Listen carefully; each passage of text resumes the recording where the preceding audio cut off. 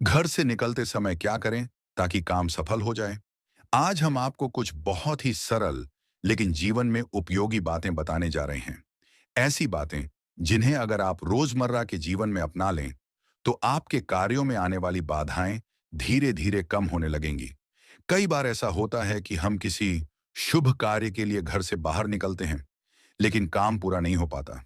कभी हमें लगता है कि बिल्ली ने रास्ता काट दिया, कभी लगता है पीछे से किसी ने टोक दिया, तो कभी सामने आए व्यक्ति को ही हम कारण मान लेते हैं। असल में यह सब हमारी सोच और हमारी मान्यताओं का खेल होता है। हर व्यक्ति की अपनी अपनी कल्पनाएं होती हैं।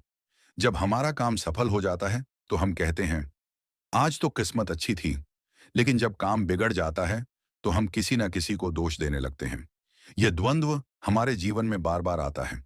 लेकिन सच्चाई यह है कि इस संसार में जो भी होता है वह निश्चित नियमों के अनुसार होता है।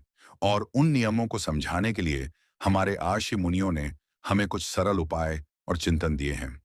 आज हम उन्हीं में से कुछ उपाय आपको बता रहे हैं। शुभ कार्य के लिए घर से निकलने के उपाय। सबसे पहला और सबसे महत्वपूर्ण उपाय, घर से निकलते समय अपने माता पिता को प्रणाम करें। जिनके माता पिता इस संसार में नहीं हैं, वे मन ही मन उनके चित्र या स्वरूप का ध्यान करते हुए उन्हें नमन करें और आशीर्वाद लेकर घर से बाहर निकलें। इसके बाद दायां पैर पहले बाहर रखें और 5 बार ओम का उच्चारण करते हुए घर से बाहर निकलें। स्वर विज्ञान का छोटा सा रहस्य, हमारी नाक में 2 स्वर होते हैं। चंद्र स्वर बाएं नथुने से, सूर्य स्वर दाएं नथुने से।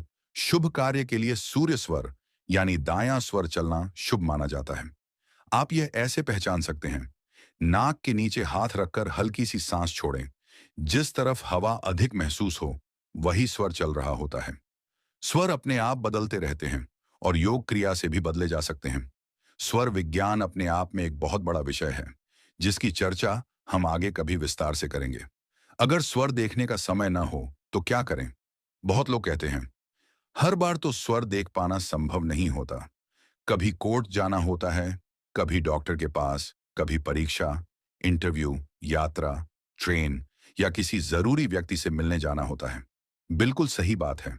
ऐसे समय में कम से कम इतना जरूर करें, अपने इष्ट देव, अपने गुरु, अपने बड़ों को मन ही मन नमन करें। उनका स्मरण करके आशीर्वाद लेकर पूरे विश्वास के साथ घर से बाहर निकलें।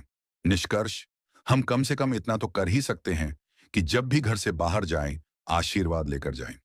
यकीन मानिए, जब आशीर्वाद साथ होता है तो रास्ते खुद ब खुद आसान होने लगते हैं।